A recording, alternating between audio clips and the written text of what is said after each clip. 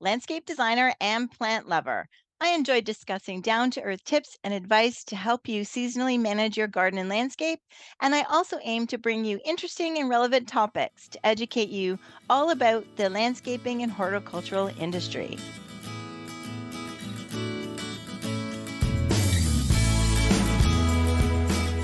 Hello, everyone, and welcome to this episode of Down the Garden Path. Thank you for joining me here today. And I'm welcoming back a past guest that you will, I'm sure, recognize. Stephen Biggs is joining me today. And to remind everybody a little bit about Stephen, he's recognized by Garden Making Magazine as one of the green gang of Canadians making a difference in horticulture. Steve is a horticulturalist, award-winning garden author, and journalist, garden speaker, and former college instructor. And he's also the creator of the foodgardenlife.com website and podcast of the same name. Welcome back, Stephen. Hey, Joanne. Thanks for having me on the show. And of course, your books that I've loved about growing figs, and growing lemons where you think you can't, and as well as this year we chatted about olive trees. Yes, yeah, that's my latest book is how growing olives where you think you can't. So how to grow an olive tree in a pot. That's right. That's right. But today we're talking about a new venture for you, and we are talking about Canada's Garden Journal. Yeah, so I'm really excited about Canada Gardener's Journal. It's new for me, but it's not a new thing. So this is a 34-year-old tradition. Wow. And I first learned about it, well, years ago. I joined a Garden Writers Association, and there was this really dynamic woman who would get up and speak every year and show us the latest version of the Toronto Gardener's Journal. And this was Margaret Bennett Alder. And she just loved this. And it was actually a project that was born out of tragedy because when her son moved away to go to school, he was diagnosed with schizophrenia. And so he ended up coming home and they were, going through this situation of trying to figure out how to manage life. And he started making these little booklets out of paper to manage his tasks and his meds. And Margaret saw this and was really inspired by it. And she'd turned to gardening in this tough time. And so she started to use this to track her gardening. And and she would track the tasks, but also keep track of sources for neat plants. And she had friends in the world of editing, and they encouraged her to make it into a journal. And so that first year, 50 copies. But because people loved it, then the next year she printed 500. And by the time the 25th edition in 2017, and she retired at 90 back then, she'd sold over 18,000 copies. Oh my So goodness. this project that was born out of sadness turned into this wonderful thing that she shared with people. So, and then she passed the baton for the journal to Helen and Sarah Battersby, who run torontogardens.com. And they took it a step further. They made it the Toronto and Golden Horseshoe Gardener's Journal. So they made the area bigger, and then they won awards with it. And so from them now over to me, we've all three of us worked together this year. And it's a real honor. Excellent, excellent. And then renaming it. So now that was always a mouthful to say, Toronto and Golden Horseshoe. hmm Yeah, so, well, what's happened this year is that Sarah and Helen had this vision of making it a Canada-wide journal and making it bilingual. And so now it's for the whole country. We've got frost date information and sources for plants and supplies for the whole country. So it really truly is now a Canada-wide journal, even though in the past people from across the country and even from the US, some people in some of the border states would get the journal, but now it truly is Canada-wide. Excellent. I love the fact that it was very practical in the sense that you could put in the information that you yourself wanted to collect, but the prompts in there, like the weather and the zoning information and all of that stuff. So you can, I think it was very successful because it started from someone who was really using it and who was a gardener. Yeah, yeah, it's very practical. It's not full of theory and jargon. It's hands-on and practical. Excellent. Was there anything else that you felt like you tweaked or? Well, so in the past, because it was for the Toronto area, we had tasks and reminders tied to specific weeks of the year. And that made sense because we were all gardening in a very similar zone. But now that it's Canada-wide, what you might do in the beginning of May in Toronto might not be what you do in BC or in Alberta in warmer or colder zones. Mhm. And so instead, what we've done is we've made seasonal tasks and reminders. So we have a whole section on spring and what you can do outdoors in the garden, but also what you can be doing inside too. And likewise with summer, fall, and winter. So we have tasks now and reminders that we've broken down by season. So that's a big change. And we've also added in average first and last frost dates for across the country because before it was very Toronto centric. It was a Toronto Gardener's Journal, but now we've Mhm. added in those frost dates from across the country. Oh, that's excellent. I know I had that same issue with my book that we ended up going with an Ontario, right? Step-by-step guide to your Ontario garden. Yeah. And so yeah, so it limits you in some ways. It makes it for the people in Ontario, I think it's very helpful. Mhm. But so it is a great idea that you went through that extra work to do that. So Yeah. and I hear you have it in stock. I know we mentioned before the show that usually the gear you kind of geared up for a September launch, but Yeah. Well, so we're later than we wanted this year because okay. usually you like this kind of thing to be out for September. So people are thinking about holidays and anyway, it's late because we had lots going on changing it over. I just picked it up from the printer today and I can't tell you how excited I am. Oh, there it Here it is. is. Yes, And so excellent. this really truly is hot off the press. Excellent. I disagree. I think January, I think having it for the end of the year and the beginning of the new year is a good thing because I think after, Yeah. after the holidays are over, you really find gardeners especially, start planning, the seed catalogs come out and they start, looking at their house plants and different things like that and planning for spring. So I think it's going to make an excellent gift for somebody who's a gardener because they can get right to it, right? Yeah, yeah. It's probably more for the stores, and we do have it in a few small specialty garden retailers. And stores always like to have stuff for holiday shopping. But you're right, I think for gardeners, a lot of people get into seed planting and starting to keep records as you get into the new year. So Yes. the time Yeah. is still good. Yes, exactly. So where will it be available? Like so now that you've got some, in your hands, Mhm. where can our listeners find them for because again, totally great Christmas gift, I think. Super. Yeah. So the website is foodgardenlife.com. And on the website, foodgardenlife.com, is a book section. It's in there.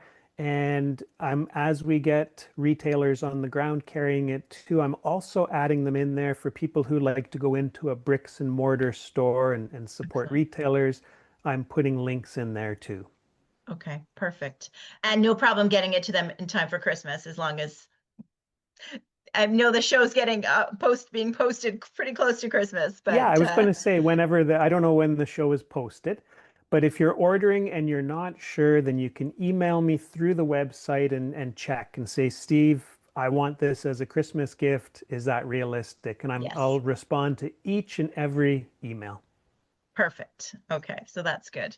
That is good to know. So, in your time working with Sarah and Helen on this version, which is very collaborative, do you think of things that you might want to tweak or change for next year, or do you feel like you don't want to mess with a winning formula?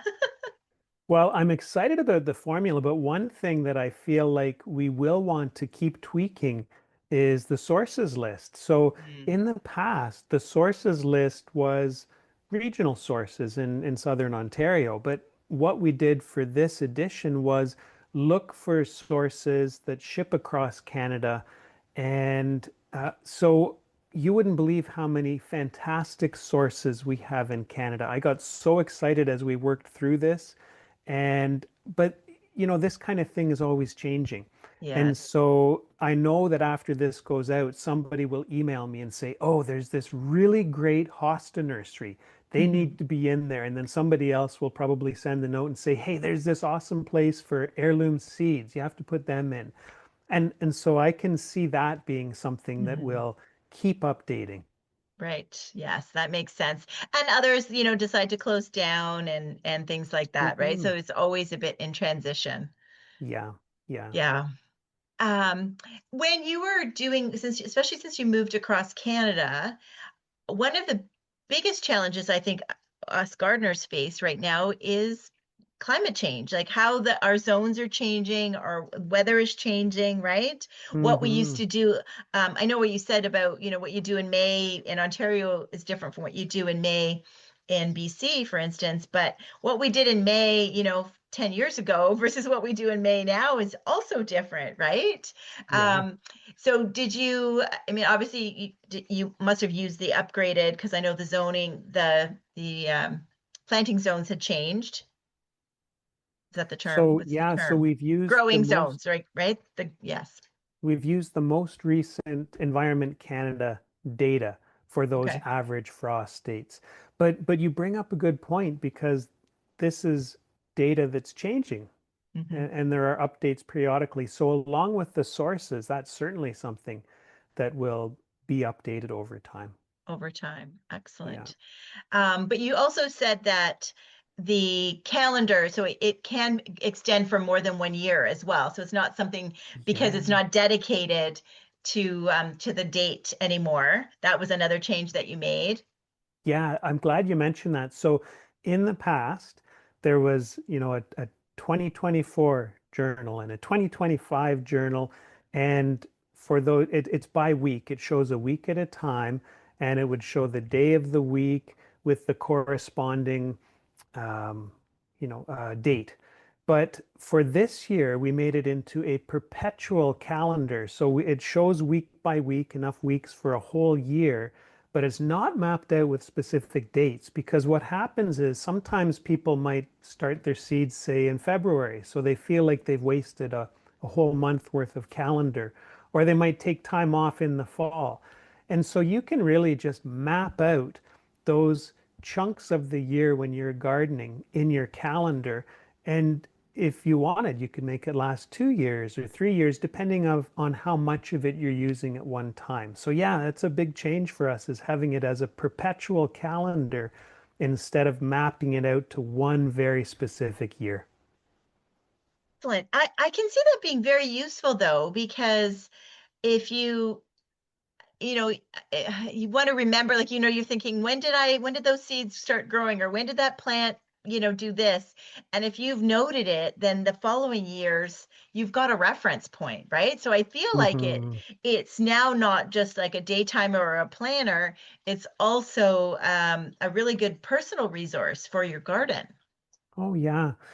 I can't tell you how many times I've gone to do something in my garden and I'll be thinking, when did I do this last year? Yeah. And I didn't write it down. And Hmm. sometimes you're lucky. Maybe you took a picture and you can Hmm. look at the date on the picture, Yes. but not always. So that's Hmm. that's where a garden journal can be so useful. Yeah. Yeah. Yeah.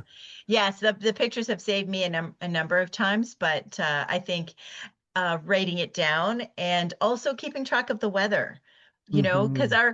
I mean, this happened a lot. I find I have to remind clients, we had in the GTA a very, very hot summer, right? It was very hot. We did not get a lot of rain. It was very much a drought.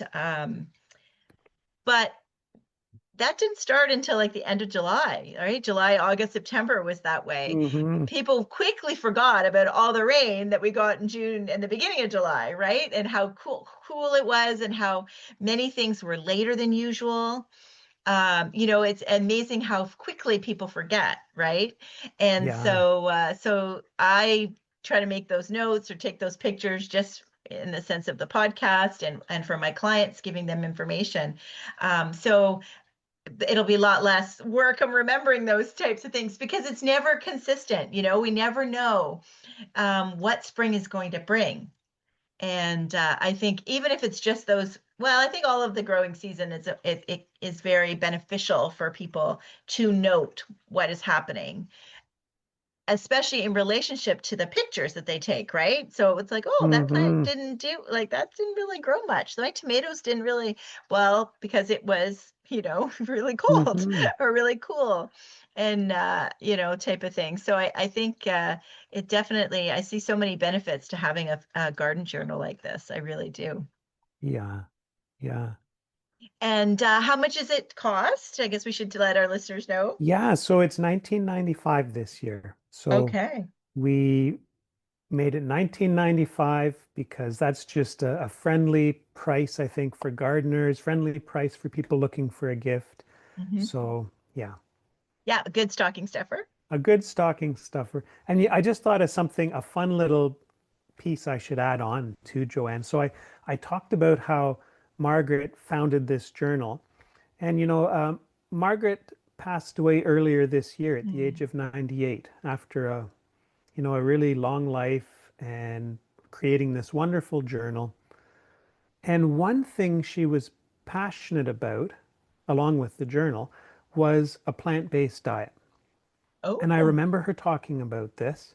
And so in the journal, in previous years, have been a couple pages with some of her favorite resources for a plant-based diet, which she attributed to her longevity, or she attributed her longevity to that.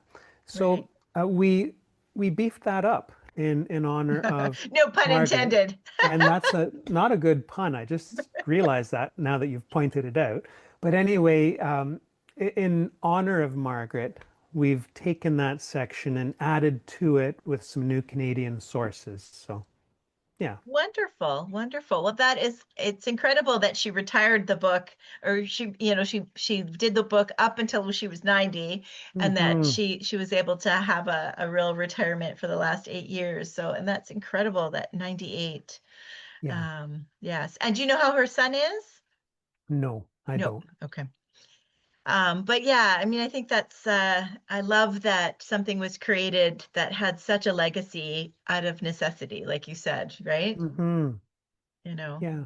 and so many of us have found gardening it just start off as a hobby. I don't know about you, right? Sort of kind of off as a hobby and then it's turned into a bit more of a vocation and a passion, right? And a source of books. Yeah. Hobby to vocation, or, I like to think of gardening as it's a healthy way to live. You see, some people join the gym, some people garden. Some people don't know how to deal with stress, but some people garden, and it's a beautiful way to deal with stress. So yeah, Yes. I'm a Yeah. big fan, big advocate of gardening. Excellent, excellent. Well, I'm sure we mentioned your other past books that you've been on the show. How did it go with the olive book, The Growing Olives in a Pot? Oh, it's been fun. So Yes, when I launched the book about growing olives, Grow Olives Where You Think You Can't, I also at that time did an online workshop. So I do some online workshops on figs and lemons, olives, and all the geeky stuff that I love. yes. And the fun thing was I had people from across Canada, from the US, and I even had somebody join me from Scotland, growing an olive tree in Scotland of all Scotland. places. So that really made my day. So Excellent, that excellent. And I launch went love your well. workshop. I joined the fig one, right? This fall. I really enjoyed the fig. And it's funny too, because I took notes and then I'm like, oh, I found my notes. Yeah. When you find your notebook, I'm like, oh, there's my notes from fig camp. But Oh, yes, I had a great time at fig camp. And it is a great way to learn. For any of our listeners who are interested in something like that, that what you offer, Stephen, is excellent. And I loved that you have questions that you offer a lot of time for us to ask questions and send you pictures and things, but you might not know what you don't know, right? But when somebody else in the class asks the question, so it Hmm. really is like being like back in the day when we were in school, right? Like it was so informative. And you're like, "Whoa, that was a good question. Yeah, what's the answer to that?"